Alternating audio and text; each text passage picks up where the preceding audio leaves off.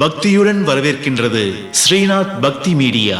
இந்த பதிவில் நாம் பார்க்க போவது அனைத்து விதமான தோஷங்களுக்கும் பரிகார ஸ்தலங்களில் பிரசித்தி பெற்ற நம்முடைய அனைத்து சங்கடங்களையும் தீர்க்கக்கூடிய பவானி சங்கமேஸ்வரர் திருக்கோவிலாகும். 5 மலை, நாகமலை, வேதமலை, சங்கமலை, பத்மமலை, மங்களமலைங்கிற 5 மலைகளுக்கும் காவேரி, பவானி, அமிர்த நதி என்ற 3 நதிகளுக்கும் மத்தியில அமைந்திருக்கக்கூடிய ஒரு புண்ணிய கஷேத்திரம்.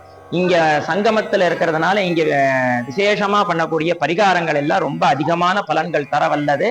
இங்க விசேஷமா கல்யாணத்துக்கான பரிகாரம், அங்காரக தோஷ பரிகாரம், கலத்திர தோஷ பரிகாரம், நாகதோஷ பரிகாரம் உள்ளிட்ட சகல பரிகாரங்களும் இங்க செய்விக்கப்படுது. அனைவருக்கும் வணக்கம். இந்த ஸ்ரீநாத் பக்தி மீடியா சேனல் அன்பர்கள் அனைவருக்கும் எனது இதயம் கனிந்த நல்வாழ்த்துக்களும் இறைவனுடைய அனுகிரகமும் உண்டாகட்டும்னு பிரார்த்திக்கிறேன். எனது பெயர் ஸ்ரீராமன் ஐயர். இந்த ஆலயத்தினுடைய தலைமை அர்ச்சகர் ஈரோடு ஆதீனம் திரு பாலாஜி சிவம் ஆகிய கல்யாண சுப்பிரமணிய சிவாச்சாரியார். அவருடைய உதவி அர்ச்சகரா அவர்கிட்ட பணியாற்றுபவன் நான். எனது பெயர் ஸ்ரீராமன் ஐயர். அனைவருக்கும் வணக்கம். இது பவானின்னு அழைக்கப்படக்கூடிய தட்சிண திரிவேணி சங்கமம். காவேரி, பவானி, அமிர்த நதி 3 நதிகள் இங்கு சங்கமிக்கிறது. சங்கம ஈஸ்வரன், அதனால் அவர் பேர் சங்கமேஸ்வரன். சுவாமி உத்பவமூர்த்தி, சுயம்பு மூர்த்தி. பராசரர் என்ற முனிவர் இங்கு சுவாமியை பூஜை பண்ணி சுவாமி ஆராதனம் பண்ணியிருக்கார். அவருடைய வழிகாட்டுதலின் பேர்ல குபேரன் இங்க சங்கமேஸ்வரரை பூஜை பண்ணி சங்கநிதி, பத்மநிதிங்கிற 2 நிதி இங்க அடைந்துதான் இந்த ஸ்தலத்தினுடைய வரலாறு. புராண பெயர் பாஸ்கர கஷேத்திரம். சூரியனால் பூஜிக்கப்பட்ட ஸ்தலம். ஆக சூரியன், குபேரன், பராசரர் ஆகிய எல்லோரும் பூஜை பண்ணிய மிகப்பெரிய ஸ்தலம் இது. சுவாமி உத்பவர் சுயம்புவா இங்க தோன்றி இருக்கார். அமிர்த நதிங்கிற நதி சுவாமியினுடைய பாதத்திலிருந்து இங்க தோன்றுறது. 5 மலை, நாகமலை, வேதமலை, சங்கமலை, பத்மமலை, மங்களமலைங்கிற 5 மலைகளுக்கும் காவேரி, பவானி, அமிர்த நதி என்ற 3 நதிகளுக்கும் மத்தியில அமைந்திருக்கக்கூடிய ஒரு புண்ணிய கஷேத்திரம். இங்க சங்கமத்துல இருக்கிறதுனால இங்க விசேஷமா பண்ணக்கூடிய பரிகாரங்கள் எல்லாம் ரொம்ப அதிகமான பலன்கள் தர வல்லது. இங்க விசேஷமா கல்யாணத்துக்கான பரிகாரம், அங்காரக தோஷ பரிகாரம், கலத்திர தோஷ பரிகாரம், நாகதோஷ பரிகாரம் உள்ளிட்ட சகல பரிகாரங்களும் இங்க செய்விக்கப்படுது கூடுதுறையில. இது போல சுவாமியினுடைய பெயர் எப்படி சமஸ்கிருதத்துல சங்கமேஸ்வரன் இருக்கோ, தமிழ்ல பன்னார் மொழியம்மை உடனமர் சங்கமேஸ்வரர் அப்படின்னு அழைக்கப்படுறார். பன்னார் மொழியம்மை வேத நாயகி அம்மன், வேதத்துக்கே நாயகி. வேதவியாசரால் அம்பாள் ஸ்தாபிக்கப்பட்டு பூஜை பண்ணப்பட்ட அம்பாள். இங்க வேதமே ஒரு மலையா இருக்கிறது. அதுதான் வேதமலைன்னு 5 மலைகள்ல ஒரு மலை. இங்க வேதத்தை பிரதானமா பண்ணியிருக்கிறதுனால வேதநாயகி அம்பாள் இங்க பிரதானம். 1804ஆம் ஆண்டு பவானியில இங்க இந்த ஈரோடு கோயம்புத்தூர் மாவட்டத்தினுடைய கலெக்டரா இருந்த வில்லியம் கேரோ அப்படிங்கிற கலெக்டர் இங்க முகாமிட்டு இருக்கார். அர்த்த ஜாம வேலையை தாண்டி இருக்கு. அந்த சமயத்துல பெரிய இடி மழை. அவருடைய பயணியர் மாளிகையில அவர் படுத்து தூங்கும் போது அவரை யாரோ தட்டி எழுப்புறாங்க.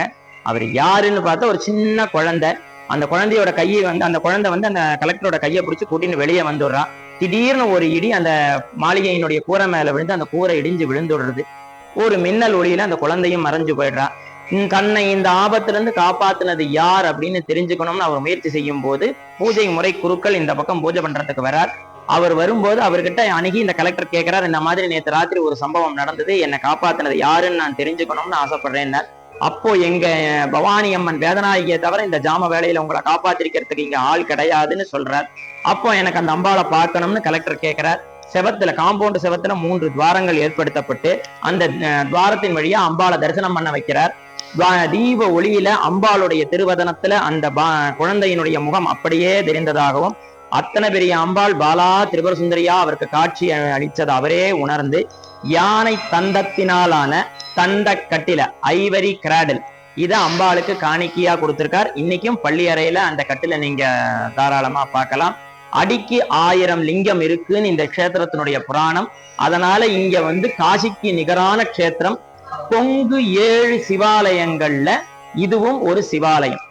இந்த ஆலயத்தினுடைய திருவிழாக்கள்னு எடுத்துக்கிட்டீங்கன்னாக்கா, சித்திரை மாதம் திருவிழா, 63 உற்சவமும் இங்கு நடைபெறும் வழக்கம் இருக்கு. ஆக சித்திரை மாதம் 10 நாள் திருவிழா. அதே மாதிரி 63 விழாவும் அதுல ஒன்று அங்கமா நடக்கும். அதே மாதிரி மார்கழி மாசமும் இங்கு 10 நாட்கள் உற்சவம் நடக்கும். மற்றபடி பிரதோஷங்கள், மாத சிவராத்திரிகள், மகா சிவராத்திரி உள்ளிட்ட அனைத்து விசேஷங்களும் மிக சிறப்பான முறையில் நடந்துகிட்டு இருக்கு. ஒவ்வொரு மாதமும் தமிழ் மாதத்தின் பிறப்பன்று இந்த சுத்து வட்டாரத்தில் உள்ள மக்கள் எல்லாம் அவங்களுடைய வீட்டில் இருக்கிறவங்க எல்லாருடைய ஜாதகத்தையும் எடுத்துட்டு வந்து நம்ம பவானி அம்மன் வேதநாயகி பாதத்தில் வச்சு ஆராதனம் பண்ணி அந்த ஜாதகத்தை வாங்கிட்டு போவாங்க. அவங்க குடும்பத்தில் இருக்கிற கஷ்டத்தை எல்லாம் அம்பாள் தன்னோட அனுகிரகத்தால் நிவர்த்தி செய்யறதா அவங்களோட நம்பிக்கை. திருமணமாகாத கன்னியர்கள், காளையர்கள் எல்லாருமே அவங்களுடைய ஜாதகத்தை கொண்டு வந்து இங்க வச்சு எத்தனையோ பேருக்கு விவாகம் முடிவாகி அம்பாளோட அனுகிரகம் இங்க கிடைச்சிருக்கு.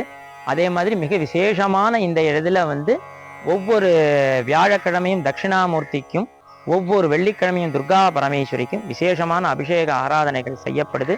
சனிக்கிழமை தோறும் ஸ்திரவாரம்னு சொல்லக்கூடிய சனிக்கிழமை அனைத்தும் இங்கு தனி சனீஸ்வரன் அமர்ந்திருக்கிறார். சனீஸ்வரனுக்கு விசேஷமான ஆராதனம். சனீஸ்வரனுக்கு இங்கு ஒரு பெருமை உண்டு. எல்லா ஆலயங்கள்லையும் மேற்கு பார்த்து மட்டுமே சனீஸ்வரன் அமர்ந்திருப்பார்.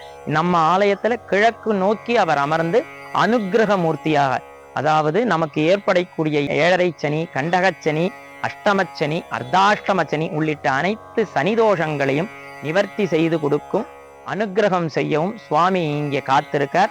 சனிக்கிழமை தோறும் சனீஸ்வரனுக்கு நல்லெண்ணெயால் அபிஷேகமும் எள்ளு முட்டனத்துடன் தீபமும் வைத்து சனீஸ்வரனுக்கு அர்ச்சனை செய்து கொள்வதன் மூலம் சனிப்பிரீதி ஏற்பட்டு சனீஸ்வரனுடைய அனுகிரகத்துக்கு நம்ம பாத்திரமாறோம். இங்கு திலானம்னு சொல்லக்கூடிய எள்ளு நாள் செய்யப்பட்ட அன்னம் அன்றைய தினம் சனீஸ்வரனுக்கு நிவேதனம் செய்யப்பட்டு பக்தர்களுக்கு பிரசாதமா வழங்கப்படுது. பேர்பட்ட புனிதமான தட்சிண திரிவேணி சங்கமத்துல இங்க இருக்கக்கூடிய ஆலயங்கள்ல எத்தனையோ க்ஷேத்திரங்கள் இருந்தாலும் தட்சிண திரிவேணி சங்கமத்துல ஒரு விசேஷமான மூர்த்தி ஒன்று உண்டு. அதுதான் ஜுரஹர ஈஸ்வர மூர்த்தின்னு அழைக்கப்படக்கூடியது. அதாவது நமக்கு உடம்புல 3 விதமான நாடிகள் இருக்கு. வாத நாடி, பித்த நாடி, ஸ்லேஷ்ம நாடி. இந்த 3 நாடிகளினுடைய ஓட்டத்தை கணக்கிட்டு தான் அன்னைக்கு நமக்கு உடல்ல ஏற்பட்ட வியாதிகளை நம்ம பெரியவங்க கணிச்சிருக்காங்க. அந்த மாதிரி அந்த நாடியினுடைய தாக்கத்தை வச்சு அவங்க வியாதிகளுக்கு மருந்தும் கொடுத்திருக்காங்க.